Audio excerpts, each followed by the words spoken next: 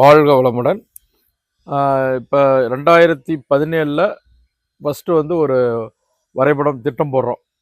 எப்படி ஆரம்பிக்கலாம் முதல்ல அப்படின்னு. அப்போ ஒரு 5 ஜோனாக அதை வந்து நாங்கள் பிரிக்கிறோம்.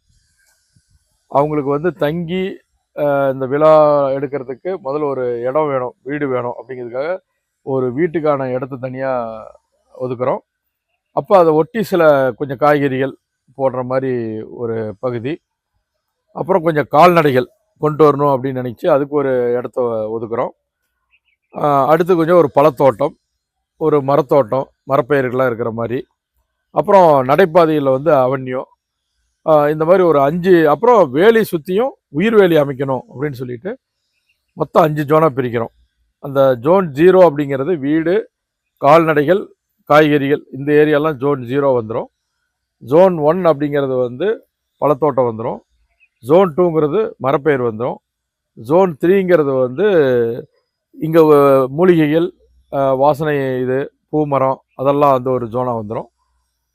ஜோன் 4 வந்து அவென்யூ வந்துடும். ஜோன் 5ங்கிறது வந்து பவுண்டரியில் இருக்கிற பயோஃபென்சிங் வந்துடும்.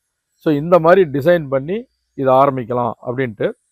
அப்போ பார்க்கும்போது இந்த இடத்துல வந்து தண்ணி ரொம்ப சிரமமான ஒரு சூழல். அப்போ தண்ணி நீர் ஆதாரத்தை ரெடி பண்ணணும் அப்படின்னு சொல்லிட்டு இப்போ இங்கே பார்க்கக்கூடிய இந்த குளங்கள் இப்போ தண்ணி ட்ரையாக இருக்குது. இது வந்து பாறையாக இருந்தது.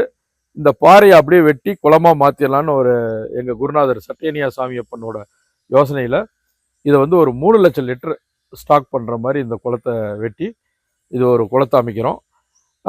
இந்த குளத்தில் வந்த கல்லை வச்சு தான் கல்வீடாக கட்டணும், ஒரு வித்தியாசமாக ஒரு கேபியான் மாடலில் கட்டணும்னு சொல்லிட்டு அந்த கல்லுகளை வச்சு இங்கே இருக்கிற எல்லா கட்டுமானமும் பார்த்திங்கன்னா அந்த கல்லுகளை தான் வச்சுருப்போம்.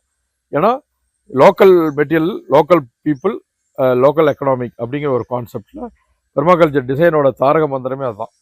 ஸோ உள்ளூரில் இருக்கிற பொருள், உள்ளூரில் இருக்கிற அறிவு, உள்ளூரில் இருக்கிற மக்கள், அந்த பணம் வந்து உள்ளூர் மக்களுக்கு போய் சேரணும். அந்த அடிப்படையில் தான் இதை வந்து நாங்கள் வடிவமைச்சிருக்கிறோம். இன்றைக்கி பார்த்திங்கன்னா இதை முடிக்கிறது வந்து ஒரு 2 வருஷம் டைம் எடுத்துக்கிட்டோம்.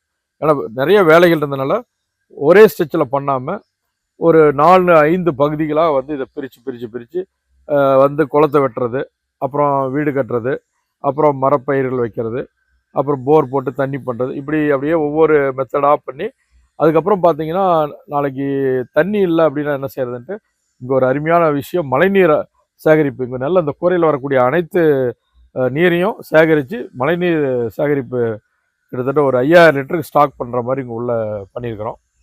ஸோ இங்கே வந்தாவே வந்து நம்ம வருஷம் ஒரு முறை விழா விசேஷங்களுக்கு வராமல் தங்கி இங்கே இருக்கிறதுக்கு வாழ்வாதாரத்துக்கும் உருவாக்குற மாதிரி ஒரு இது இன்டகிரேட்டடாகவும் இந்த பண்ணையை வடிவமைச்சிருக்கிறோம். 2017 அப்படியே ஆரம்பித்து அது அப்படியே முடியும் போது முழுமையடைகிறதுக்கு 2020 ஆயிடுச்சு. ஸோ குறிப்பிட்ட காலம் கொஞ்சம் கொஞ்சமாக பிரித்து ஒரு 3 மாதம் அப்படி பிரித்து இதை பண்ணியிருக்கிறோம். இன்றைக்கி வந்து பார்க்க இடையிடையில் நாங்கள் வந்து இது எப்படி நடந்துகிட்ருக்கு, இதில் என்ன ஒரு பெரிய சேலஞ்சுனா இந்த இடம் பூரா பாறை, 1/2 அடி தான் மண். இதில் வந்து ஒரு ஃபாரஸ்ட் எப்படி உருவாக்க முடியும், ஒரு சேலஞ்சிங்காக இருக்கும்னு எல்லாமே சொன்னாங்க.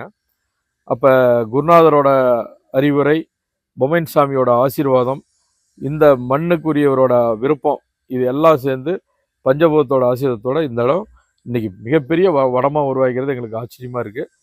ஒவ்வொரு ஆண்டுகளும் வந்து பார்க்கும்போது படிப்படியாக வளர்ந்து இன்றைக்கி ஒரு 2020 முடித்தோம்னா இன்றைக்கி 5 ஆண்டுகளில் இன்றைக்கி அருமையான வனமாயிருச்சு. இதுதான் இந்த இடத்த பண்ணணும்னு நினச்சவரோட ஆசை நிறைவேறிவிட்டது. மிக்க மகிழ்ச்சி. வாழ்க வளமுடன்.